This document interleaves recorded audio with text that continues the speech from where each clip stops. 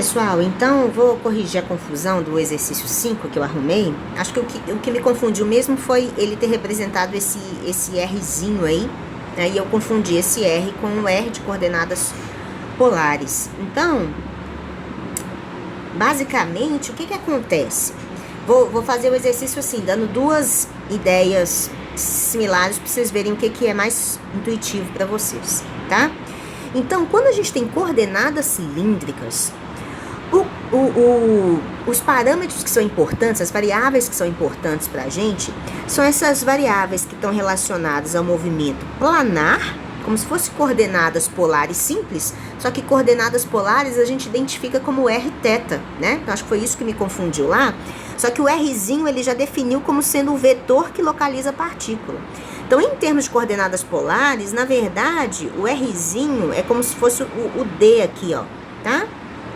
Então, eu vou chamar o Dzinho, o Rzinho respectivo ao de coordenadas polares, tá? Então, o que a gente tem? Então, se fosse coordenadas cilíndricas, o que realmente importa pra gente, a descrição do movimento, é D, que é justamente a distância da origem, né, onde está a partícula, mas aqui no plano, tá? O θ, que é o ângulo em relação ao semi-eixo X, positivo, e o Z, que é a altura aqui em que está, né, no fim das contas, a sua partícula, tá? Então, notem o seguinte, pessoal.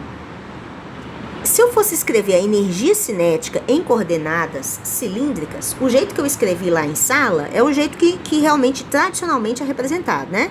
Que é meio de M, a contribuição lá de coordenadas no plano, que seria o R ponto ao quadrado, mais R ao quadrado, θ ponto ao quadrado, mais a contribuição em Z, tá? Que seria o Z ponto ao quadrado. Só que, na verdade, se eu, né, continuar representando isso aqui como Rzinho, isso está incompatível com o desenho que ele me deu, né? Então, na verdade, esse Rzinho assim quer dizer o Dzinho lá no meu desenho, tá? Então, seria o D ponto ao quadrado. E aí, só que a gente tem uma relação de vínculo importante, que agora o meu Dzinho, ele vale Rzão. Não é isso, ó? Por quê? Porque a partícula só pode andar na borda do seu cilindro.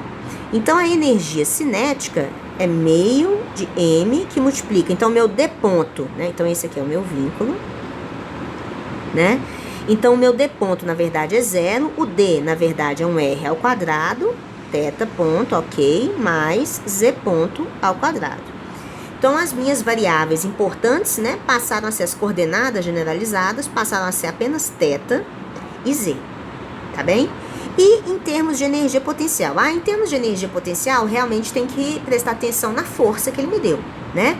Então, a gente sabe lá que dU, né, começando aqui do início mesmo, opa, repetindo o que a gente fez lá na sala, então, a gente sabe que a força é menos o gradiente de U, então é menos dU dr, só que esse R é o R mesmo que ele representou, tá? Porque é o que indica a posição da partícula, então tá tudo certo. Então, eu tenho que dU é igual a menos F dr. Então, o U vai ser igual a integral de menos F dr, onde a força é menos KR. Então, esse R não é o R de coordenadas polares, não, tá? Foi isso que me confundiu lá. O R é o R da posição da partícula mesmo, que ele define, dr. Então, eu tô com a integral indefinida, tá bom? Por isso que vai aparecer uma constante. Então, quando eu fizer essa integração, o meu U vai ser KR2 sobre 2 mais uma constante C. Então, o que acontece? Quando eu for representar a minha lagrangiana, eu vou ter que a lagrangiana vai ser a energia cinética, que é o T, que é M sobre 2, R ao quadrado, θ ponto ao quadrado, mais Z ponto ao quadrado, menos KR ao quadrado, sobre 2, menos C, né? Essa é a lagrangiana, só que note o seguinte, se eu for olhar aqui, isso aqui tem 3 variáveis, né? Que seria Z, θ e R. Só que o R, existe uma relação para R, quando eu olho no desenho, né? Que foi, né, justamente o que o Marcos falou lá. Então, R, se eu for olhar para esse desenho, notem, né, que esse triângulo é um triângulo retângulo aqui, ó, né? Então, o triângulo é basicamente assim, ó, aqui tá a origem, aqui é a posição da partícula, que é o R. Só que essa alturinha é o Z. E essa altura aqui no plano é o que eu chamei de D.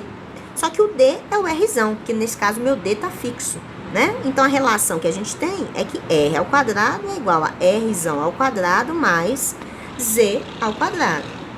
Então tá tudo certo aqui, ó. Onde tiver R ao quadrado, eu vou chamar de Rzão ao quadrado mais Z ao quadrado. Então é só substituir isso, né? E eu volto, então, com as minhas coordenadas generalizadas, que são apenas o θ e o Z, né? Que é 2 igual a Z. E aí eu vou ter as equações de Euler-Lagrange para θ e para Z. Então, as respostas que estão lá, na verdade eu chamei de φ, né? No gabarito tá φ e não θ, mas as respostas lá estão certinhas, tá? Foi na aula mesmo que eu me embolei por causa do R. E aí fala sobre as conservações, vocês vão perceber que da parte angular, a gente vai cair nessa equação aqui, ó, que é a derivada em relação ao tempo de mr ao quadrado θ ponto é igual a zero. Como a gente até discutiu na aula mesmo, a gente sabe que isso aqui é a expressão, né, θ ponto é o meu ômega, então isso aqui é a expressão de momento angular da nossa partícula.